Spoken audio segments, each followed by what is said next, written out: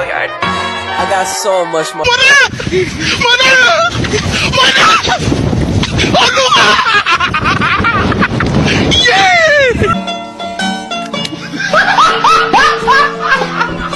Are you ready, kids? Aye, aye, Captain! I can't hear you. Aye, aye, Captain! Oh! Fucking design on right now. Break it down, bring it back, make it clap. I got 3 old thoughts, new block, where that damn bitches on my line, and you know Assalamualaikum warahmatullahi wabarakatuh. Kami dari kelompok 2 ingin menjelaskan tentang pola keuangan desa.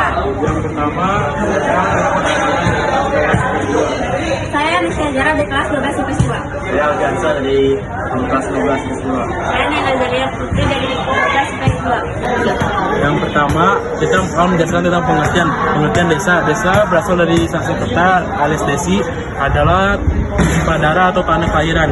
Menurut UU Nomor 6 Tahun 2014 tentang desa, definisi desa adalah kesatuan masyarakat hukum yang memiliki batas wilayah yang berwenang untuk mengatur dan mengurus urusan pemerintahan, kepentingan masyarakat setempat berdasarkan peraksana masyarakat, hak asal dan atau hak tradisional yang diakui dan dihormati dalam sistem pemerintahan negara Republik Indonesia. Berdasarkan pemilikan tokoh yakni Sutarjo Kertohadikusumo yang menjelaskan bahwa desa adalah suatu kesatuan hukum dan di dalamnya bertempat tinggal sekelompok masyarakat yang berkuasa mengadakan pemerintahan sendiri. Ciri-ciri desa.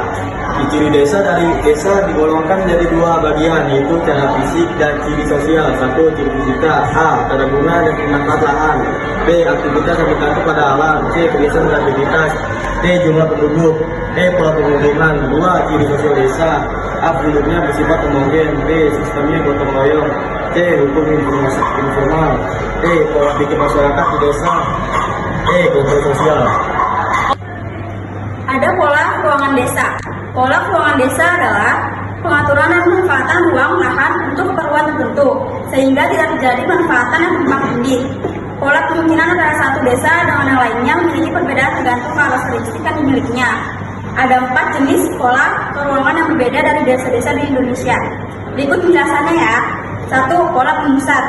2. Pola mengelilingi. 3. Pola memanjang. 4. Dan pola penyebar. Pola persebaran desa. Beberapa contoh pola persebaran dan pemukiman desa antara lain sebagai berikut.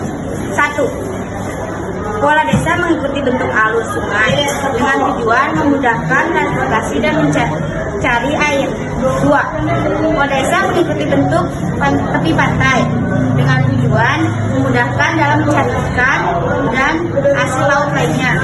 3. Pola desa berkelompok di daerah pertanian dengan tujuan memudahkan perjalanan ke telaga atau mengawasi area pertanian. Keempat, pola desa terpencar-pencar, biasanya dikarenakan keadaan alam yang berbeda-beda. Hal itu bertujuan mencari tempat yang dekat dengan air, tanah yang subur, air mineral, iklim yang cocok, dan daerah yang aman.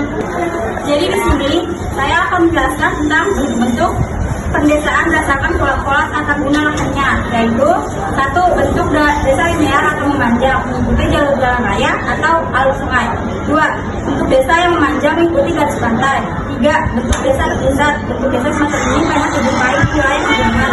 4. Bentuk desa yang memiliki fasilitas tertentu. Selanjutnya adalah ciri-ciri pola tata ruang di pedesaan. Yang pertama, tempat untuk memberikan kehidupan kepada manusia cukup luas. Yang kedua, wilayah pedesaan dekat dengan area pertanian. Yang ketiga, di daerah sumber pola penyeberangan cenderung mengelompok. Yang keempat, pola penyebaran di desa di daerah kurang subur cenderung memancar. Yang kelima atau yang terakhir, pedesaan umumnya dekat dengan sumber air. Pembangunan desa. Pembangunan wilayah pedesaan merupakan bagian yang bisa terpisahkan dengan proses pembangunan nasional beserta hasilnya, sehingga dapat dirasakan oleh seluruh warga negara Indonesia, termasuk masyarakat yang tinggal di desa. Faktor yang menghambat pembangunan desa yaitu sebagai berikut. 1. Penyebaran penduduk di Indonesia belum merata. 2. Perbedaan adat, kebiasaan, dan perbedaan tingkat sosial ekonomi di setiap desa. 3. Mayoritas penduduk desa bermata pencarian petani dan buruh tani. 4. Struktur desa bersifat dualistis. 5. Tingkat kehidupan masyarakat desa masih sangat rendah.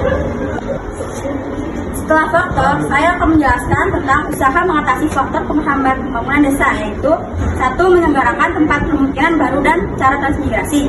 2. Memperluas dan menyempurnakan jaringan pemasaran hasil produksi dari desa. 3. Meningkatkan pengetahuan dan keterampilan masyarakat desa. 4. Melaksanakan pembangunan di daerah yang tergolong daerah minus. 5. Meningkatkan usaha penerangan ke daerah pedesaan. Oke, sekian dari kelompok 2. Kurang lebihnya mohon dimaafkan. Assalamualaikum warahmatullahi wabarakatuh.